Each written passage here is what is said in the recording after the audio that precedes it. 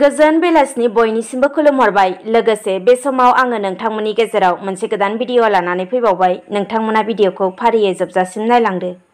BTR सरकारा मैया फोसावखाना होनाय बायदियैनो दिनै थांनाय बावैसो पुलिसनि नंखाय एनकाउन्टाराव बोलि जानांनाय जनकुमार ब्रह्मनि नखर आरो जोंसार मोसाहारिनि नखराव सरकारि साख्रियाव थिसनथाइ गथायनाय जागोन होनना फोरमायखानाय बायदियैनो दिनै बिटिआरनि गाहाय मावफुंगिरि सोद्रोमा प्रमद बर'जों लोगोसे बिटिआरनि हाग्रा बिफाननि मावफुं सोद्रोमा रनजित बसुमतारी बिथांमोना साख्रिनि बे थिसनलाइखौ गथायबाय।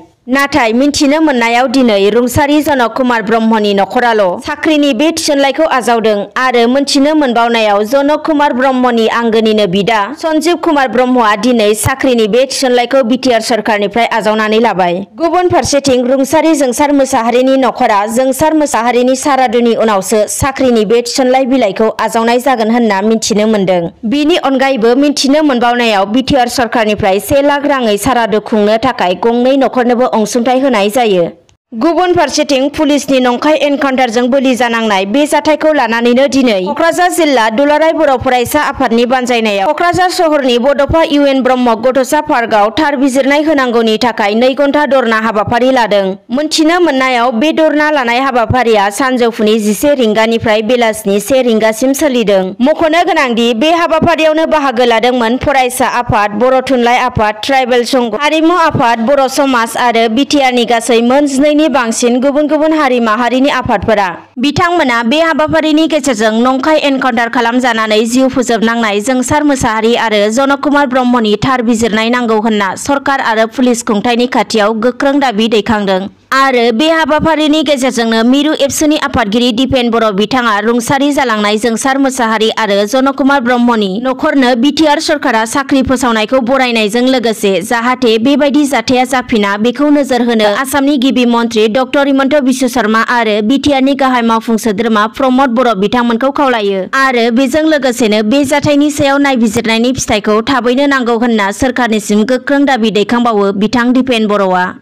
गुबुन फारसेथिं आरोबाव मख'नो नांगोनदि कक्राझार पुलिसआ जेबायदि थांनाय 9 सेप्तेम्बराव नंखाय एनकाउन्टार खालामनानै कक्राझार जिल्लानि भारत भुटान सिमना ओनसोलनि लुंसुं हाग्रायाव इउएलबिनि मुं साजायना 2 बारग' NDFB ग्रुपनि सोद्रोमा जोंसार मोसाहारि आरो जनकुमार ब्रह्म बिथांमोनखौ इनायै गावथारनायनि उननिफ्रायनो बिटिआर ओनसोलाव दुंहाव थासारि सोमजिदों आरो दिनैसिमबो बे दुंहाव थासारिया जोबनानै थांनायखौ नुनो मोनाखै। बेबायदि थासारिनि गेजेरावबो रुंसारि जालांनाय जोंसार मोसाहारि आरो जनकुमार ब्रह्म बिथांमोननि नखराव गोबां आफादफोरानो थांनानै खौरां लाहैनायजों लोगोसे मदद खालामनायखौ नुनो मोनदों एबा सोरबा सोरबाया गावनि फारसेनिफ्रायबो मदद हैनायखौ नुनो मोनदों।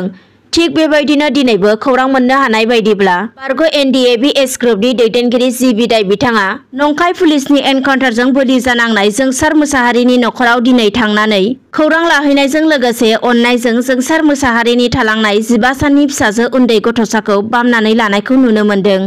गुबुन फारसेथिं मैयानि समावबो चिरां जिल्लानि बड' सिने आर्टिस्ट एस'सिएशनाबो बे जाथायनि सायाव गोथौ दुखु मोननाय फोरमायनायजों लोगोसेनो जोंसार मोसाहारिनि नखराव फैनानै खौरां लाफैनायखौ नुनो मोनदों।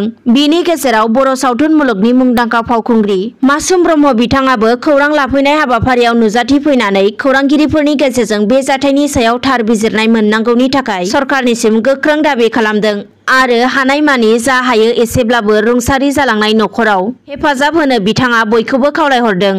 दानिया गुबुन खौराङाव फैदो। कक्राझार PWD मावखुलियाव टेन्डारखौ लानानै मैया दुंहाव थासारि। मिथिनो मोननायाव कक्राझार सहराव थानाय PWD मावखुलियाव थिथागुरि ब्लक डेभेलपमेन्टनि सिङाव थानाय सालाकाथियाव लुफुंनो लानाय 11 कौटि रांनि टेन्डारखौ लानानै बिटिसि खुंथाय गोहोआव थानाय सोरखारि मददगिरिफोरनि थिकादारफोरजों लोगोसे सिजफायाराव थानाय NLFB केडारफोरनि गेजेराव बे दुंहाव थासारिया सोमजिदों। मख'नो नांगोनदि सिजफायाराव थानाय NLFB गाहाय दैदेनगिरि एम बाथाया बे दुंहाव थासारिनि सोमोन्दै मिथिहोनाय बायदिब्ला बे टेन्डारखौ लानानै बिटिआरनि चिफ प्रमद बर'आ 10% जादों आरो गुबुन फारसेथिं NLFB दैदेनगिरि बख' बिथाङा बुंथिनाय बायदिब्ला सिडली बियाबनि MLA जयन्त बसुमतारी बिथाङाबो बे टेन्डारखौ लानानै 15 लाख रां जादों होननानै अजद दैखांदों आरो बे दुंहाव थासारिनि सोमोन्दै मिथिनो मोननायाव खुंथाय गोहोआव थानाय बिटिसि सोरखारनि मददगिरि थिकादारफोरा कक्राझारनि एडिशनेल SP खौ लानानै आयेन बेरेखायै टेन्डारखौ सोफैदों। बेनिखायनो NLFB दैदेनगिरिफोरा बे थासारिखौ लानानै खुंथाय गोहोआव थानाय सोरखारखौ गोख्रोङैनो हुमखि होयो। बिनिनो फिननाय महरै दिनै खुंथाय गोहोआव थानाय बिटिआरनि चिफ प्रमद बर'आ खौरांगिरिनि गेजेरजों बुंथिनानै होयो दि मैया कक्राझार पिडब्लिउडि मावख'आव जेरैबायदि टेन्डारखौ लानानै खुंथाय गोहोआव थानाय सरकारनि मददगिरि थिकादार आरो सिजफायाराव थानाय NLFB केडारफोरनि गेजेराव दुंहाव थासारि सोमजिलांदों आरो बे थासारिनि गेजेरजोंनो NLFBनि दैदेनगिरि एम बाथाया जेरैबायदि गावखौ एबा बिथां प्रमदखौ बे टेन्डारखौ लानानै पारसेन्ट जादों आरो MLA जयन्त बसुमतारीखौबो रां जादों होननाया नंखायसो होननानै फोरमायथियो।